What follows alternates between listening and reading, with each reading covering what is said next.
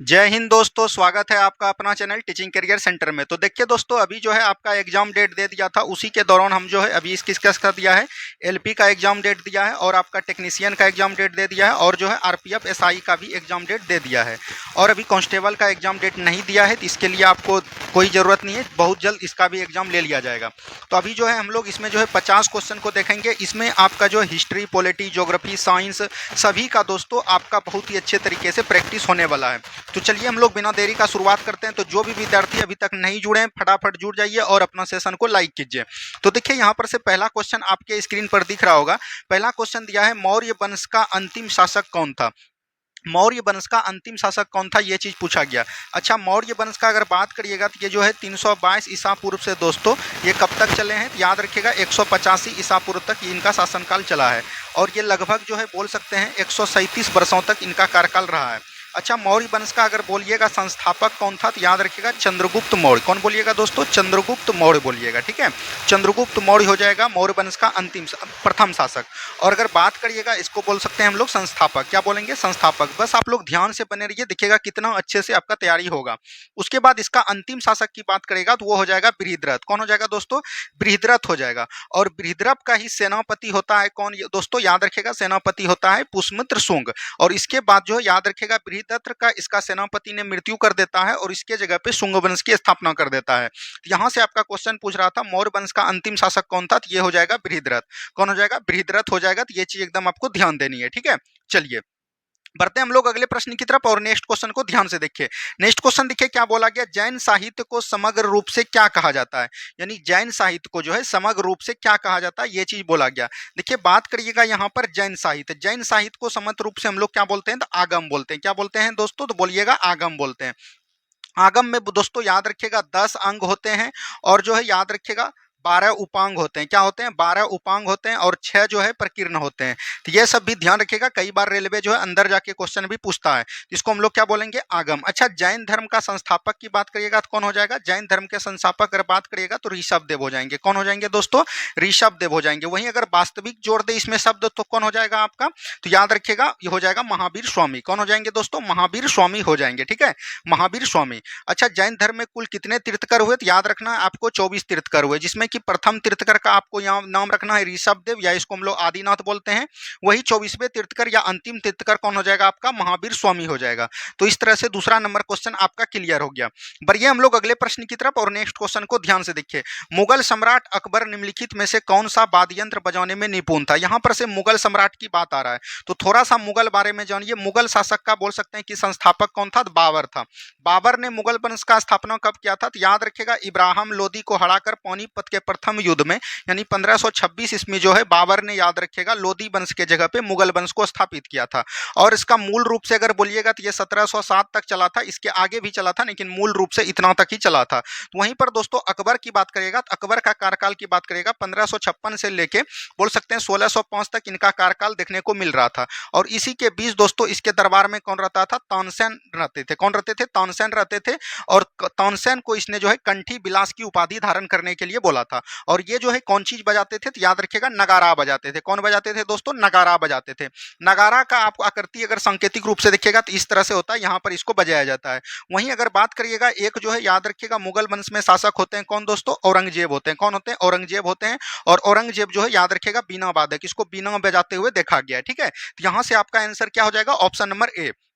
आपको कैसा लग रहा है सेशन जरूर बताइएगा। और जो है दोस्तों आपको जो है रात में प्रत्येक दिन जो है आपको एकदम प्रीवियस ईयर क्वेश्चन का जितना भी मतलब टॉपिक वाइज आपको हम पूरा सिलेबस कंप्लीट करवा देंगे, चाहे हिस्ट्री हो, पॉलिटी हो, ज्योग्राफी हो, साइंस हो, ठीक है। तो इसके लिए आपको घबराने की कोई जरूरत नहीं है। अब देखिए यहाँ पर से क्या बोला गया, सुरक्षा के लिए मराठाओं के राजस्व के दावों को किस नाम से जाना जाता था। तो सुरक्षा के लिए मराठा जो राजस्व करता था यानी कि कर लेता था उसको हम लोग क्या मानते थे, तो याद रखिएगा चौथ मानते थे।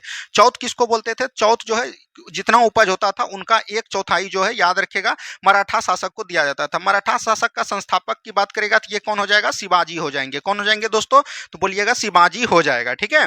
चलिए नेक्स्ट क्वेश्चन की बात करते हैं हम लोग। नेक्स्ट क्वेश्चन को ध्यान से देखिए क्या बोला गया। मुर्शिद कुली खां, अलीवर्दी खां और सिराजुद्दौला कहाँ के नवाब थे। तो बात करिएगा मुर्शिद कुली खां। तो मुर्शिद कुली खां याद रखिएगा प्रथम शासक हुए, कहाँ के, प्रथम नवाब हुए, बोल सकते हैं बंगाल के। कौन दोस्तों, बंगाल के। और बंगाल की ये याद रखिएगा मोहम्मद शाह रंगीला के समय जो ये स्वतंत्र बोल सकते हैं, स्वतंत्र मतलब कि राज्य का संस्थापक बोल सकते हैं, उसी को हम लोग नवाब बोलते हैं। तो मुर्शिद कुली खां ने एक मुर्शिदा नामक स्थान को बताया और उन्हीं को अपना राजधानी भी बताया।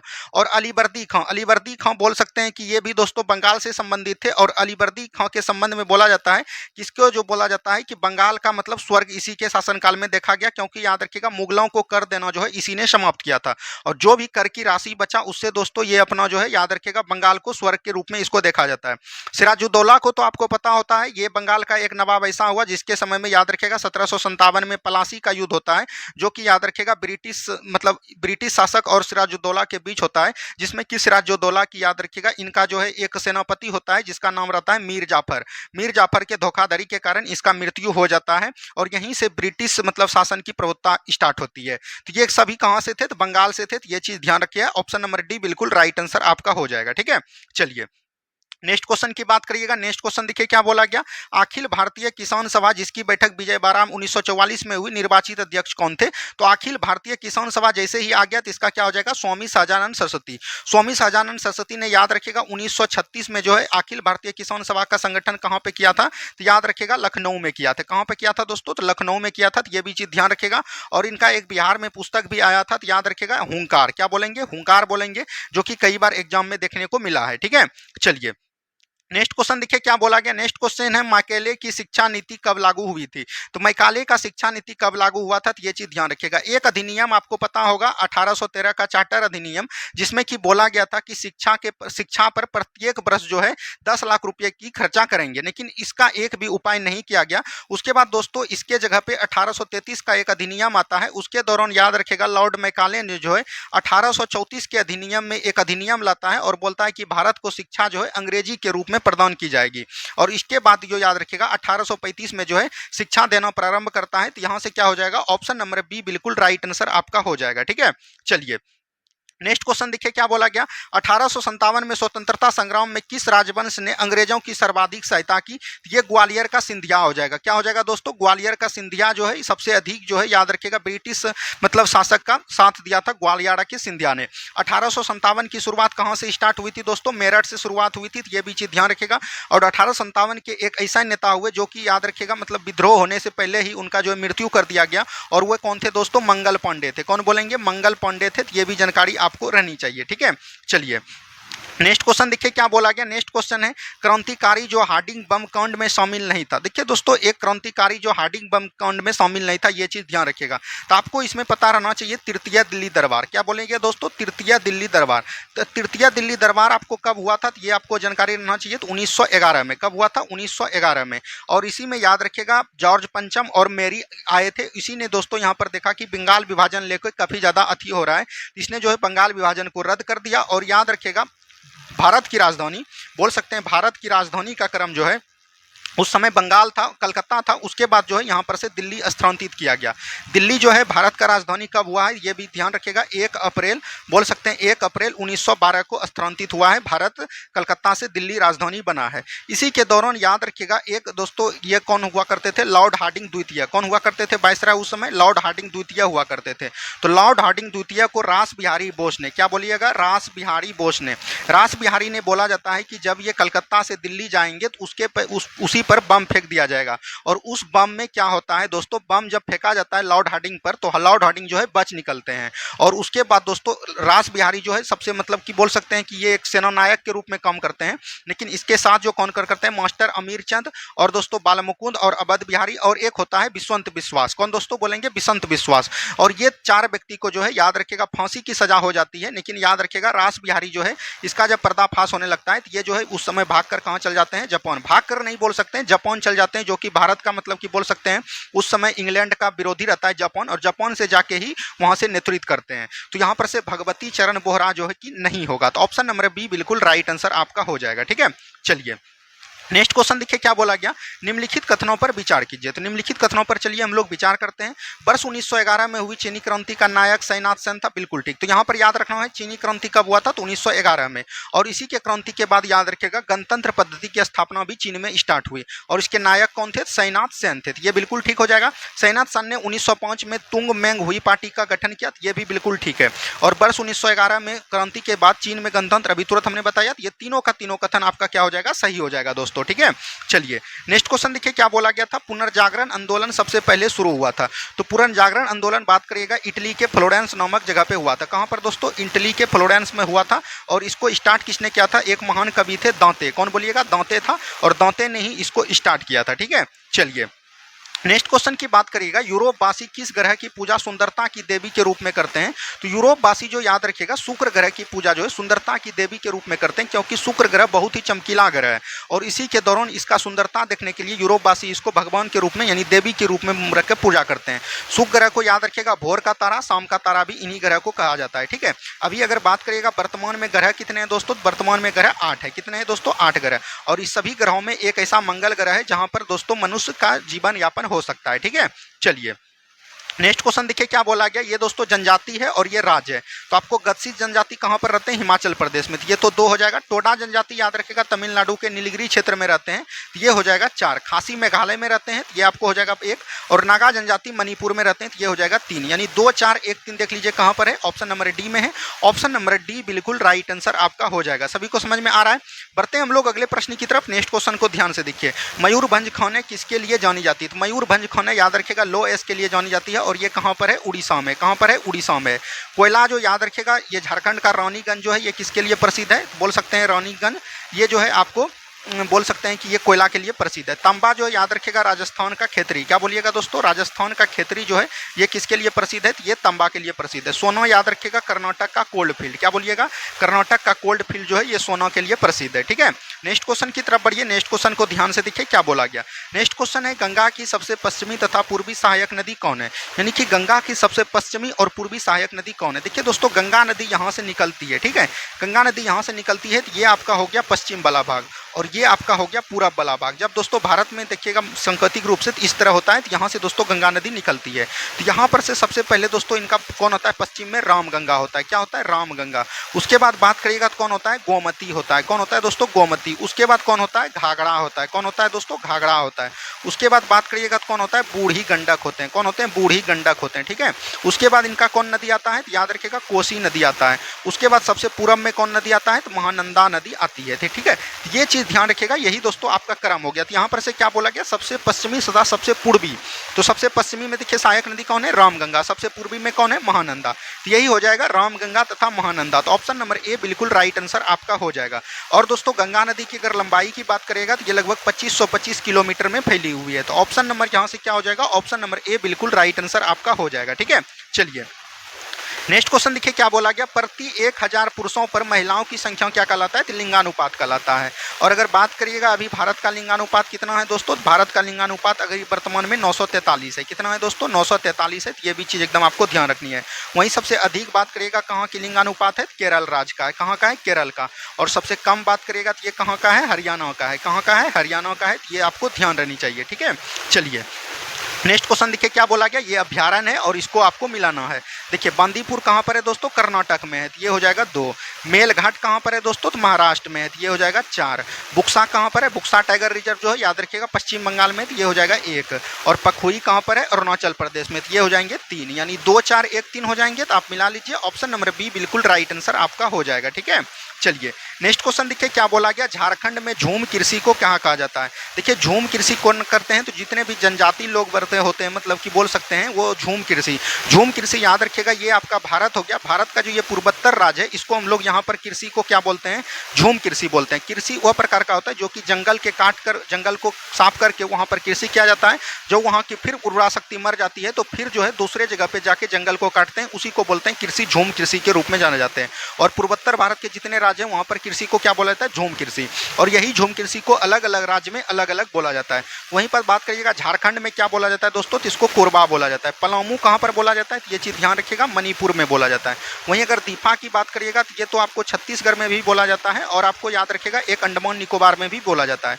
और खील जो है याद रखिएगा, हिमालयी जितने भी क्षेत्र हैं, हिमालय क्षेत्र, वहाँ पर इसको क्या बोला जाता है, खील बोला जाता है। तो ये भी चीज़ एकदम आपको ध्यान देनी है, ठीक है। चलिए नेक्स्ट क्वेश्चन की बात करते हैं हम लोग। नेक्स्ट क्वेश्चन देखिए क्या बोला गया, निम्नलिखित में से कौन सी सही सुमेलित नहीं है यानी कि गलत है। नहर परियोजना है और अवस्थिति है यानी राज्य है। तो घाट परवा नहर परियोजना घाट परवा नदी पर है और ये कर्नाटक में है। और घाट परवा नदी याद रखेगा किसकी सहायक नदी है, तो कृष्णा की सहायक नदी है। उकाई नहर परियोजना याद रखेगा गुजराती में है और किसके नदी पर है, तो याद रखेगा ताप्ती नदी की ये उकाई नहर परियोजना है। नीरा नहर परियोजना कहाँ पर है दोस्तों, तो याद रखेगा नीरा नदी पर ही है और महाराष्ट्र में। ये भी बिल्कुल ठीक है, तो ये गलत हो जाएगा। जवाई परियोजना याद रखिएगा जवाई नदी पर है और याद रखिएगा ये कहाँ पर है, राजस्थान में। कहाँ पर है बोलिएगा, राजस्थान में। अच्छा जवाई नदी जो है याद रखिएगा किसकी सहायक नदी है, तो लूनी की सहायक नदी है। किसकी दोस्तों, लूनी की सहायक नदी कौन है, तो याद रखिएगा ये आपका जवाई परियोजना हो जाएगा, ठीक है। चलिए नेक्स्ट क्वेश्चन देखिए क्या बोला गया, किस संविधान संशोधन के तहत दादर एवं नगर हवेली को भारत में शामिल कर इन्हें केंद्र शासित प्रदेश की दर्जा दे दिया। ये 10वां संविधान संशोधन हो जाएंगे। कौन हो जाएंगे, 10वां संविधान संशोधन हो जाएंगे। वहीं बात करेगा 35वां संविधान संशोधन 1974 में आया और इसमें याद रखेगा सिक्किम को सह राज्य का दर्जा मिलाया, यानी कि सिक्किम को भारत में सिर्फ मिलाया। वहीं 36वां संविधान संशोधन 1975 की बात करेगा तो इसमें याद रखेगा सिक्किम को यानी कि 22वां राज्य का दर्जा प्रदान हो गया। बोलेगा कि सिक्किम को किस संविधान संशोधन द्वारा मिलाया, तो याद रखेगा 35वां। वहीं सिक्किम को याद रखेगा राज्य का दर्जा किसमें दिया, तो याद रखेगा 36वां संविधान संशोधन 22वां राज्य के रूप में। वहीं बात करिएगा 52वां संविधान संशोधन 1985 में होता है और इसके संविधान में याद रखेगा अनुसूची में 10वीं अनुसूची को जोड़ा जाता है, जिसमें कि याद रखेगा दल बदल कानून का निर्णय किया गया है। तो ये सब चीज़ एकदम आपको ध्यान देनी है। आप लोग बस बने रहिए, सभी क्वेश्चन को एकदम आपको होठ पर होएगा, ठीक है। नेक्स्ट क्वेश्चन देखिए क्या बोला गया, किस अधिनियम के फलस्वरूप बर्मा भारत को अलग हुआ। तो बर्मा दोस्तों भारत में जो अलग हुआ ये याद रखेगा गवर्नमेंट ऑफ इंडिया 1935 के अधिनियम में आया। तो ये भी चीज़ ध्यान रखनी है, ठीक है। 1935 ऑप्शन नंबर सी बिल्कुल राइट आंसर आपका हो जाएगा। 1909 को हम लोग मार्लेमेंटो सुधार बोलते हैं, ठीक है। और इंडिया 1919 को हम लोग क्या बोलते हैं, चेम्सफोर्ड अधिनियम बोलते हैं। ये सब चीज़ भी एकदम आपको ध्यान देती है।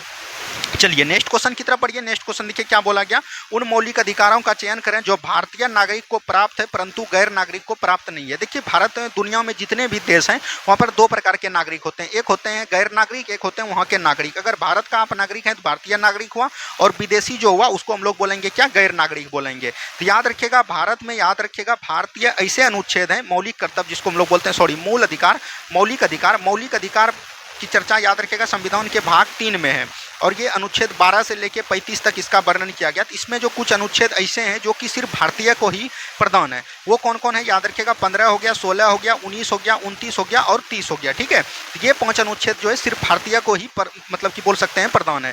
इसमें देखिए भाषा ने अभिव्यक्ति की स्वतंत्रता कितना में, 19 में, कानून के समक्ष समानता कितना में, 14 में है, अल्पसंख्यक के अधिकार ये 29 में हो जाएगा और जीवन के एवं स्वतंत्रता का संरक्षण ये 21 में हो जाएगा। यहाँ पर से बोल सकते हैं कि दोस्तों ऐसा कौन कौन सा है जो कि याद रखिएगा सिर्फ भारतीय को है। हमने आपको 15, 16, 19, 29, 30 बताया था, इसमें 29 हो जाएगा और 29 हो जाएगा, यानी 1 और 3 हो जाएगा जो कि सिर्फ भारतीय को ही प्रदान किया गया है, ठीक है। चलिए नेक्स्ट क्वेश्चन देखिए क्या बोला गया था। नेक्स्ट क्वेश्चन बोला गया था कि भारत की लोकसभा की प्रथम महिला अध्यक्ष रही थी। ये हो जाएगा आपका कौन, मीरा कुमार हो जाएगा। कौन हो जाएगा दोस्तों, मीरा कुमार। ये विजय लक्ष्मी पंडित याद रखेगा, ये जो है किसका है दोस्तों, याद रखेगा बोल सकते हैं कि संयुक्त मतलब बोल सकते हैं संघ का, ये मतलब यूएनओ का सबसे पहला महिला सदस्य कौन है, विजय लक्ष्मी पंडित है। सुचिता कृपलानी याद रखिएगा, ये सबसे पहले भारत के मुख्यमंत्री के रूप में जाने जाते हैं और ये कहाँ के मुख्यमंत्री थे, तो यूपी के मुख्यमंत्री प्रदान किए गए थे, ठीक है। चलिए नेक्स्ट क्वेश्चन देखिए क्या बोला गया, भारतीय संविधान का कौन सा अनुच्छेद राष्ट्रपति के पद के लिए पुनः निर्वाचन की योग्यता निर्धारण करता है, यानी पुनः निर्वाचन यानी कि दोबारा राष्ट्रपति बन सकते हैं। और ये दोस्तों भारतीय संविधान का 57 अनुच्छेद को जब आप पढ़िएगा तो उसमें बोला गया है कि राष्ट्रपति चाहे कितनी बार भी राष्ट्रपति के पद पर बन सकते हैं। याद रखिएगा दोबारा राष्ट्रपति एक ही बने हैं, वो आपका भारत का प्रथम राष्ट्रपति हो जाएगा, जिसका नाम क्या था दोस्तों, राजेंद्र प्रसाद। कौन थे दोस्तों, राजेंद्र प्रसाद थे, जो कि अभी तक भारत के राष्ट्रपति के पद पर 2 बार निर्वाचित हुए हैं। अभी तक वर्तमान में मात्र एक ही राष्ट्रपति है जो कि राजेंद्र प्रसाद, मात्र 2 बार बने, उसके अलावा कोई नहीं बने। वहीं बात करेगा तो इसका तो राइट आंसर हो जाएगा ऑप्शन नंबर डी। वहीं बात करेगा अनुच्छेद 52 में क्या है, तो भारत का एक राष्ट्रपति होगा, यानी राष्ट्रपति के पद की चर्चा कितना में है, तो याद रखिएगा 52 में।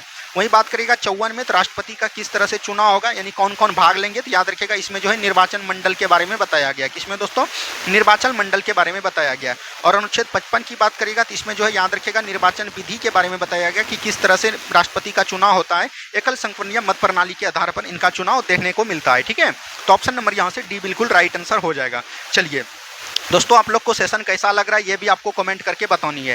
नेक्स्ट क्वेश्चन देखिए क्या बोला गया, भारतीय संसद राज्य के किसी विषय पर कानून बनाने के लिए सक्षम है यदि वो 352 के अंतर्गत आपात स्थिति लागू हो। ये संविधान के 250 में ये किया गया है। देखिए भारतीय संविधान के जब 7वीं अनुसूची को पढ़िएगा तो उसमें 3 प्रकार के दोस्तों सूची का वर्णन किया गया है। एक आपका हो गया संघ सूची, एक आपका हो गया राज्य सूची और एक आपका हो गया संवर्ती सूची। संघ सूची पर कानून केंद्र सरकार बनाएंगे, राज्य सूची पर दोस्तों विधानमंडल बनाएंगे और याद रखिएगा संवर्ती सूची पर दोनों बनाएंगे। लेकिन ऐसा कभी कभी घटना हो जाता है जो कि राज्य सूची पर दोस्तों कानून कौन बनाते हैं, संसद बनाते हैं। वही बोला गया अनुच्छेद 352 के अंतर्गत आपात स्थिति लागू हो तो ये इस पे कानून कौन बनाएगा, तो याद रखिएगा संसद बनाएगा। और देश का 2 या 2 से अधिक विधानसभा इनके अनुमोदन करे तब भी बनाएगा। और राष्ट्रपति इस आशय का संदेश संसद को भेजे, ये नहीं हो जाएगा, यानी ए और बी बिल्कुल राइट आंसर आपका हो जाएगा। ठीक है, चलिए नेक्स्ट क्वेश्चन की बात करते हैं हम लोग। नेक्स्ट क्वेश्चन में देखिए क्या बोला गया, भारत के सर्वोच्च न्यायालय में किस न्यायालय न्यायाधीशों की नियुक्ति के लिए कॉलेजियम व्यवस्था को अपनाया गया, तो ये 1993 में अपनाया गया। कब दोस्तों, 1993 में अपनाया गया। ठीक है, नेक्स्ट क्वेश्चन देखिए क्या बोला गया, सरकारिया आयोग की सिफारिश का संबंध किससे है। तो सरकारिया आयोग का गठन कब हुआ था, तो याद रखिएगा 1983 में इसका गठन हुआ था और ये केंद्र और राज्य के संबंध को बनाता था। तो ऑप्शन नंबर डी हो जाएगा। लेकिन ये अपना रिपोर्ट कब दिए थे, तो 1988 में दिए थे। तो ये भी आपको पता रहनी चाहिए। ठीक है, चलिए नेक्स्ट क्वेश्चन देखिए क्या बोला गया। नेक्स्ट क्वेश्चन है प्रति व्यक्ति आय निकालने के लिए राष्ट्रीय आय को भाग दिया जाता है देश की कुल जनसंख्या से। क्या बोलेंगे, प्रति व्यक्ति आय निकालने के लिए राष्ट्रीय आय को भाग दिया जाता है तो देश की कुल जनसंख्या से भाग दिया जाता है। ठीक है, चलिए नेक्स्ट क्वेश्चन देखिए क्या बोला गया, सरकार द्वारा पुरानी मुद्रा को समाप्त कर नई मुद्रा चलाना क्या कहलाता है, तो ये विमुद्रीकरण कहलाता है। क्या कहलाता है दोस्तों, विमुद्रीकरण कहलाता है। सरकार द्वारा पुरानी मुद्रा को समाप्त कर नई मुद्रा चलाना क्या कहलाता है, विमुद्रीकरण कहलाता है। तो ये भी चीज ध्यान रखिएगा। एक दोस्तों कब हुए थे, तो 1946 में हुए थे, उसके बाद 1978 में हुए और दोस्तों अभी हाल ही में कब हुआ था, 2016 में हुआ था, जो कि नरेंद्र मोदी ने याद रखिएगा ये दोस्तों 500 का नोट बंद करके 2000 का नोट चलाया था, फिर 2000 के नोट को बंद किया था। ये सब दोस्तों क्या कहलाता है, विमुद्रीकरण कहलाता है। नेक्स्ट क्वेश्चन देखिए क्या बोला गया। नेक्स्ट क्वेश्चन है कि सूची को सूची 2 से मिलाइए और इसमें खाद्यान्न उत्पादन की वृद्धि हरित क्रांति में होता है। हरित क्रांति अगर भारत का जनक पूछेगा, भारत में हरित क्रांति के जनक कौन है, तो एस.एम. स्वामीनाथन हो जाएंगे, एम.एस. स्वामीनाथन। अगर वही विश्व में पूछे तो नॉर्मन बोरलॉग हो जाएंगे। दुग्ध उत्पादन बात करेगा तो ये श्वेत क्रांति वर्गीज कुरियन हो जाएगा, यानी 1 हो जाएगा, इसका 3 हो जाएगा। मत्स्य पालन के लिए नीली क्रांति होता है तो ये 2 हो जाएगा। उर्वरक के लिए भूरी क्रांति होता है तो ये हो जाएगा 4, यानी 1 3 2 4। 1 3 2 4 कहाँ पर है, ऑप्शन नंबर ए में है, तो ऑप्शन नंबर ए बिल्कुल राइट आंसर आपका हो जाएगा। ठीक है, चलिए नेक्स्ट क्वेश्चन की तरफ बढ़िए। नेक्स्ट क्वेश्चन देखिए क्या बोला गया, निम्नलिखित में से कौन सा युग्म सही है। प्रथम पंचवर्षीय योजना हेरेड डोमलडारी पर है, बिल्कुल ठीक है। द्वितीय पंचवर्षीय योजना सी महानलोबिस मॉडल पर है, बिल्कुल ठीक है। तृतीय पंचवर्षीय योजना गॉडगिल योजना पर है। ये तीनों को एकदम याद रख लेना है, तीनों का तीनों कथन जो है आपका सही हो जाएगा। ठीक है, नेक्स्ट क्वेश्चन देखिए क्या बोला गया, अप्रत्यक्ष कर से संबंधित समिति है। तो अप्रत्यक्ष कर से संबंधित कमिटी कौन हो जाएगा, रैखिक समिति हो जाएगा। रैखिक समिति एक प्रकार का अप्रत्यक्ष कर है। वहीं दोस्तों पांचू समिति की बात करेगा तो ये प्रत्यक्ष कर है। कौन है दोस्तों, ये प्रत्यक्ष कर है। ठीक है, वहीं चलिया समिति की बात करेगा तो ये कर सुधार समिति है। क्या दोस्तों, कर सुधार समिति है, तो ये भी ध्यान रखिएगा। और सरकारिया आयोग का बात करेगा तो अभी तुरंत हमने बताया केंद्र राष्ट्र संबंध है। किससे दोस्तों, केंद्र राष्ट्र संबंध। तो ये सब चीज को एकदम आपको ध्यान देते हुए चलनी है। चलिए नेक्स्ट क्वेश्चन देखिए क्या बोला गया, भारत में न्यूनतम मजदूरी अधिनियम कब लागू किया गया, तो ये दोस्तों कब किया गया, 1948 में किया गया। कब किया गया, 1948 में। नेक्स्ट क्वेश्चन देखिए क्या बोला गया, महात्मा गांधी राष्ट्रीय ग्रामीण बैंक अधिनियम के अंतर्गत कार्यरत कामगारों की मजदूरी अब किस पे हो गई, तो ये याद रखिएगा उपभोक्ता मूल्य सूचकांक, जिसको कि हम लोग मनरेगा बोलते हैं, उसी के दौरान आता है उपभोक्ता मूल्य सूचकांक के। ठीक है, चलिए नेक्स्ट क्वेश्चन देखिए क्या बोला गया। अब आपका साइंस का क्वेश्चन है, आवेग की विमीय सूत्र क्या होता है। आवेग बराबर क्या होता है दोस्तों, बल गुना समय होता है। बल गुना समय बराबर आवेग होता है। विमीय सूत्र निकालने के लिए सबसे पहले आपको फार्मूला आना चाहिए। तो बल बराबर क्या होता है दोस्तों, याद रखिएगा बल बराबर जो होता है एफ इंटू एम। एफ बराबर होता है एम ए। क्या होता है दोस्तों, एम ए, यानी द्रव्यमान गुना त्वरण इंटू टी हो जाएगा। तो याद रखिएगा जब बल का निकालिएगा तो इसका होता है एम एल टी माइनस 2 और गुना हो जाएगा टी। ठीक है, तो यहाँ पर से क्या हो जाएगा, एम एल टी माइनस 1 हो जाएगा। तो इसका विमीय सूत्र क्या हो जाएगा, एम एल टी माइनस 1।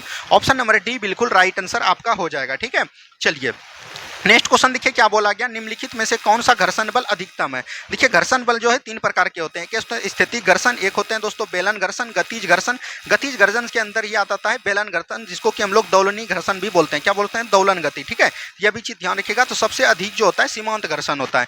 सीमांत घर्षण जो कि अब गति करने पर उसको हम लोग बोलते हैं सीमांत घर्षण। स्थितिक घर्षण हुआ जो कि कोई भी चीज एकदम अस्थिर है तो वो आपका हो गया स्थितिक घर्षण। ठीक है, ये भी चीज एकदम आपको ध्यान देनी है।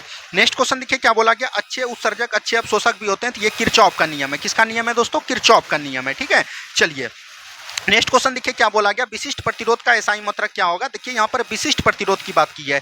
विशिष्ट प्रतिरोध का हो जाएगा ओम मीटर। वहीं अगर सिर्फ प्रतिरोध का पूछता तो प्रतिरोध का क्या हो जाएगा दोस्तों, ओम हो जाएगा। तो ये भी जानकारी आपको रहनी चाहिए। नेक्स्ट क्वेश्चन देखिए क्या बोला गया, नेक्स्ट क्वेश्चन है निम्नलिखित में से कौन अनुचुंबकीय वस्तु है। अनुचुंबकीय वस्तु कौन हो जाएगा दोस्तों, तो ये गंधक हो जाएगा। देखिए लोहा, निकेल और कोबाल्ट ये सब दोस्तों क्या है, तो याद रखिएगा चुंबकीय है। कौन दोस्तों आपका हो गया, चुंबकीय हो गया। ठीक है, वहीं एक आता है पराचुंबकीय। कौन आता है दोस्तों, पराचुंबकीय आता है। पराचुंबकीय की बात करिएगा तो पराचुंबकीय आपका कौन कौन हो जाएगा, जैसे आपका हो गया सोडियम, उसके बाद हो गया एल्यूमिनियम, उसके बाद हो गया मैग्नीशियम, ये सब आपका पराचुंबकीय है। तो ये भी चीज एकदम आपको ध्यान देनी है। नेक्स्ट क्वेश्चन की बात करिएगा तो नेक्स्ट क्वेश्चन देखिए क्या बोला गया, प्रकाशीय फाइबर किस सिद्धांत पर कार्य करता है। प्रकाशीय फाइबर जो है याद रखिएगा पूर्ण आंतरिक परावर्तन के सिद्धांत पर कार्य करता है। प्रकाशीय फाइबर को हम लोग बोलते हैं ऑप्टिकल फाइबर। क्या बोलेंगे, ऑप्टिकल फाइबर। ठीक है, जो कि एक प्रकार का याद रखिएगा लाइन को यहाँ से वहां तक भेजता है, वो तार के अंदर आता है, उसको हम बोलते हैं प्रकाशीय फाइबर। जैसे आपका हो गया मिर्च का, ये भी कई बार एग्जाम में पूछ गया है। याद रखिएगा मिर्च का किसके उदाहरण है, पूर्ण आंतरिक परावर्तन के उदाहरण है। वही बात करिएगा व्यतिकरण, साबुन का बुलबुला एक प्रकार का क्या हो गया, व्यतिकरण हो गया। प्रकीर्णन क्या हो गया, याद रखिएगा सूर्य का जो है मतलब डूबने समझो लाल दिखाई, जो भी रंग का बात करेगा तो यहाँ पर से क्या हो जाएगा, प्रकीर्णन हो जाएगा। और अपवर्तन, अपवर्तन क्या हो गया, जैसे कि मान के चलिए कि सिक्का पानी के अंदर छड़ी मुड़ा हुआ दिखाई देना, सिक्के का थोड़ा सा मछली ऊपर उठा दिखना, ये सब अपवर्तन। जितना वाला जल वाला घटना होगा वो सब क्या हो जाएगा, अपवर्तन आपका हो जाएगा। ठीक है, नेक्स्ट क्वेश्चन की बात करिए, एक व्यक्ति अपने चश्मे के बिना अखबार नहीं पढ़ सकता है, उसको किस दोष से ग्रसित होने की अधिक संभावना है। देखिए अखबार नहीं पढ़ सकता है तो अखबार जब नहीं पढ़ सकता है तो उसको दोस्तों निकट का नहीं दिखता है। निकट का आपको क्या होता है, नहीं दिखता है, लेकिन दूर का दिखता है। तो जो दिखेगा वही उसको दृष्टि दोष होगा। तो याद रखिएगा दूरदृष्टि दोष उसको होगा। दूरदृष्टि दोष किस दर्पण से प्रयोग करते हैं, लेंस से, तो याद रखिएगा उत्तल लेंस से। किससे दोस्तों, उत्तल लेंस से। वहीं बात करेगा निकट दृष्टि जो है याद रखिएगा अवतल लेंस से हम लोग समाप्त करते हैं। वहीं जड़ा दूरदृष्टि की बात करेगा तो ये हो जाएगा द्विफोकस लेंस से। किससे दोस्तों, द्विफोकसीय लेंस, या इसी को बाइफोकस लेंस भी बोलते हैं। अबिंदुकता जिसमें कि याद रखिएगा ये वर्टिकल हॉरिजॉन्टल में पता ना कर पाए उसको बोलते हैं अबिंदुकता, जिसके कि हम लोग किससे दूर करते हैं, तो याद रखिएगा बेलनाकार लेंस को दूर करते हैं। तो ये सब चीज एकदम ध्यान रखनी है, कई बार रेलवे में इसको पूछने को मिलते हैं। ठीक है, चलिए नेक्स्ट क्वेश्चन देखिए क्या बोला गया, बिहार का पहला एवं देश का दूसरा वानिकी कॉलेज किस जिले में बनाया जा रहा था। तो बिहार का पहला एवं देश का दूसरा वानिकी कॉलेज जो है किस जिले में बनाया गया था, तो याद रखिएगा मुंगेर में बनाया गया था। कहाँ पर बनाया गया था, मुंगेर में बनाया गया था। नेक्स्ट क्वेश्चन देखिए क्या बोला गया, डीएनए का द्विकंडलित संरचना में उपस्थित बंध किस प्रकार का होता है। तो याद रखिएगा ये हाइड्रोजनी बंध होते हैं। एक होते हैं दोस्तों याद रखिएगा, जैसे आप बोल सकते हैं एडिडीन होता है। क्या होता है, एडिडीन होता है, याद रखिएगा। उसके बाद होता है थाइमीन। क्या होता है, थाइमीन होता है। उसके बाद दोस्तों होता है ग्वानिन। क्या होता है, ग्वानिन होता है। और उसके बाद होता है साइटोसिन। क्या होता है, साइटोसिन। तो ये एक प्रकार का, ये 4 प्रकार का यूरेसिक अम्ल होते हैं। तो ये भी चीज ध्यान रखिएगा, इसके बीच के अंदर 2 डबल हाइड्रोजन बंद रहते हैं और इसके बीच जो याद रखेगा ट्रिपल हाइड्रोजन बंद रहते हैं। वहीं बात करेगा आरएनए में जो ये 3 प्रकार का तो समान रहता है, लेकिन याद रखेगा ये जो है यहाँ पर यूरेसिल, थाइमिन के जगह पर क्या आ जाता है, यूरेसिल आ जाता है। तो ये भी चीज़ एकदम आपको ध्यान देनी है। ठीक है, चलिए नेक्स्ट क्वेश्चन की तरफ बढ़िए। नेक्स्ट क्वेश्चन देखिए क्या बोला गया, निम्न में से किस अम्ल का प्रयोग जीवाणुनाशक के रूप में करते हैं। तो फॉर्मिक अम्ल का प्रयोग हम लोग जीवाणुनाशक के रूप में करते हैं। और ये कहाँ पर पाया जाता है, तो याद रखिएगा लाल चींटी के डंक में पाया जाता है। किसमें दोस्तों, लाल चींटी के डंक में पाया जाता है। वहीं एसिटिक अम्ल की बात करेगा तो ये सिरका में पाया जाता है। और सल्फ्यूरिक अम्ल याद रखिएगा जितने भी बैटरी होते हैं उसमें कौन पाया जाता है, सल्फ्यूरिक अम्ल पाया जाता है। नाइट्रिक अम्ल आप प्रकार का बोल सकते हैं, जब आपको दोस्तों भोंट देते होंगे तो उसमें दोस्तों आपको जो एक प्रकार का सियाई दिया जाता है उसमें नाइट्रिक अम्ल पाया जाता है। ठीक है, चलिए नेक्स्ट क्वेश्चन देखिए, निम्न विलयन में पीएच मान को सम्मिलित कीजिए। देखिए पीएच मान का फुल फॉर्म क्या होता है, ये भी चीज ध्यान रखिएगा। पीएच मान का फुल फॉर्म होता है पावर ऑफ हाइड्रोजन। क्या होता है, ये रेलवे पूछा है, पावर ऑफ हाइड्रोजन होता है। क्या होता है, हाइड्रोजन। ठीक है, ये भी चीज एकदम आपको ध्यान देनी है। उसके बाद दोस्तों बात करेगा इसका खोज किसने किया था, तो याद रखेगा सोरेनसन ने किया था। किसने किया था, सोरेनसन ने किया था। और कब किया था, तो 1909 ईस्वी में किए थे। कब किए थे, 1909 ईस्वी में। तो यहाँ सांद्र HCl का बोल सकते हैं 0 होता है, नींबू का रस 2.5 होता है, तनु NOH 13 होता है और शुद्ध जल उदासीन होता है, इसलिए इसका 7 होता है। ये भी चीज एकदम आपको ध्यान रखिएगा। 0 से लेके 14 तक होते हैं, जिसमें कि याद रखिएगा 7 से अधिक अगर बोलेगा तो ये क्षारीय होगा और 7 से कम बोलेगा तो ये अम्लीय होगा। तो ये भी चीज एकदम आपको ध्यान देनी है। चलिए नेक्स्ट क्वेश्चन की तरफ बढ़िए। नेक्स्ट क्वेश्चन देखिए क्या बोला गया। आवर्त सारणी में बाईं से दाईं जाने पर प्रवृत्तियों में बारे में कौन सा कथन असत है यानी कि गलत है। थोड़ा सा यहाँ पर दोस्तों आप लोग आवर्त सारणी के बारे में समझिए। देखिए इस तरह से दोस्तों आपका आवर्त सारणी रहता है। इधर दोस्तों आपका क्या रहता है, याद रखिएगा धातु रहता है। धातु जो है क्या होता है, याद रखिएगा क्षारीय होते हैं। क्या होते हैं, क्षारीय होते हैं। और इधर आपका अधातु होता है। तो अधातु आपका इधर जब भी बढ़िएगा तो ये अधातु बढ़ेगा। अधातु आपका क्या होता है, अम्लीय होता है। तो ये भी चीज एकदम आपको ध्यान देनी है। तो देखिए तत्वों की धात्विक प्रकृति घटती है, इधर से धातु जाएगा दोस्तों तो ये क्या हो जाएगा, और धातु आएगा तो घटेगा। तो ये बिल्कुल ठीक है। संयोजकता इलेक्ट्रॉनों की संख्या बढ़ती जाती है, बिल्कुल ठीक है दोस्तों। संयोजकता जो है इलेक्ट्रॉनों की संख्या बढ़ती जाती है, ये भी बिल्कुल ठीक है। इधर एक रहेगा, दो रहेगा तो इधर बढ़ती जाएगी। परमाणु सरलता में इलेक्ट्रॉन का त्याग करते नहीं दोस्तों। जब बढ़ेगा कोई भी चीज बढ़ेगा तो वो त्याग करना नहीं चाहेगा और लेना चाहेगा। तो यही आपका गलत हो गया। इनके ऑक्साइड अधिक अम्लीय हो जाते हैं। जरूर ये इधर धातु थे तो ये क्षारीय थे, इधर जाएंगे तो अम्लीय हो जाएंगे। तो ये ऑप्शन नंबर सी बिल्कुल आपका गलत है और यही आपका राइट आंसर हो जाएगा। ठीक है, नेक्स्ट क्वेश्चन की तरफ बढ़िए। नेक्स्ट क्वेश्चन देखिए क्या बोला गया। झूठा सोना के नाम से किसको जाना जाता है, तो याद रखिएगा ये हो जाएगा Fe2। इसको पूरा पढ़िएगा तो ये हो जाएगा फेरस। बोल सकते हैं कि फेरस, फेरस नहीं दोस्तों, ये फेरस नहीं होगा। इसका बोल सकते हैं कि यहाँ पर क्या हो जाएगा, आयरन हो जाएगा। क्या हो जाएगा दोस्तों, याद रखिएगा ये जो क्या हो जाएंगे दोस्तों, तो यहाँ पर से बोल सकते हैं ये, इसको हम लोग बोलेंगे आयरन पायराइट्स। क्या बोलेंगे, आयरन पायराइट्स। ठीक है, ये भी चीज एकदम आपको ध्यान देनी है। ठीक है, आयरन पायराइट हो जाएगा। ऑप्शन नंबर बी, इसी को हम लोग झूठा सोना के रूप में जानते हैं। ठीक है, चलिए नेक्स्ट क्वेश्चन देखिए क्या बोला गया। कोसी परियोजना किसकी संयुक्त परियोजना है, तो आपको पता होगा कोसी अभी वर्तमान में खुला है और ये बिहार और नेपाल की संयुक्त परियोजना है। ऑप्शन नंबर बी बिल्कुल राइट आंसर हो जाएगा। कोसी नदी कहाँ से निकलती है, तो याद रखेगा नेपाल के गोसाईधन चोटी से निकलती है। अपना इसका जल का नाम जो होता है वो अरनौ नाम से। ये अपना याद रखेगा बिहार में कहाँ पर समीप में मिलता है, तो याद रखेगा बिहार के कुर्सेला के समीप गंगा में आकर मिल जाती है। ठीक है, चलिए नेक्स्ट क्वेश्चन देखिए क्या बोला गया। निम्न में से कौन सा आरडीएक्स का दूसरा नाम है, तो आरडीएक्स का दूसरा नाम क्या हो जाएगा दोस्तों, साइक्लोनाइट हो जाएगा। क्या हो जाएगा, साइक्लोनाइट हो जाएगा। ऑप्शन नंबर सी बिल्कुल राइट आंसर आपका यहाँ पर से हो जाएगा। नेक्स्ट क्वेश्चन की बात करिएगा तो नेक्स्ट क्वेश्चन क्या हो जाएगा, कौन सा हार्मोन लरो या उरो हार्मोन कहलाता है, तो ये एड्रेनलिन कराता है। एड्रेनलिन याद रखिएगा ये दोनों जोड़ों में पाया जाता है, दो जोड़ों में, यानी बोल सकते हैं एक जोड़ा यानी दो एड्रेनल ग्रंथि पाया जाता है। और इसको हम लोग क्या बोलते हैं, 3F भी बोलते हैं, फाइट फ्लाइट एंड दोस्तों फाइट। ठीक है, लड़ो उड़ो या भागो, इसको बोलते हैं हम लोग एड्रेनल ग्रंथि को। तो ये भी चीज ध्यान देनी है। यहाँ पर इंसुलिन दिख रहा होगा, इंसुलिन याद रखेगा अग्नाशय के बीटा सेल में निकलती है। और ऑक्सीटोनिन याद रखेगा और एस्ट्रोजन, ये दोनों जनन हार्मोन है। ठीक है, चलिए नेक्स्ट क्वेश्चन की बात करिएगा। नेक्स्ट क्वेश्चन देखिए क्या बोला गया, सभी दालें संबंधित होती हैं, तो सभी दालें याद रखेगा ल्यूमिनेसी कुल के संबंधित होती है। अच्छा यहाँ पर मालवेसी दिख रहा होगा, तो मालवेसी में कौन आता है दोस्तों, कपास आ जाएगा, आपका भिंडी आ जाएगा। ये सब दोस्तों किस में आएगा, तो याद रखेगा मालवेसी में।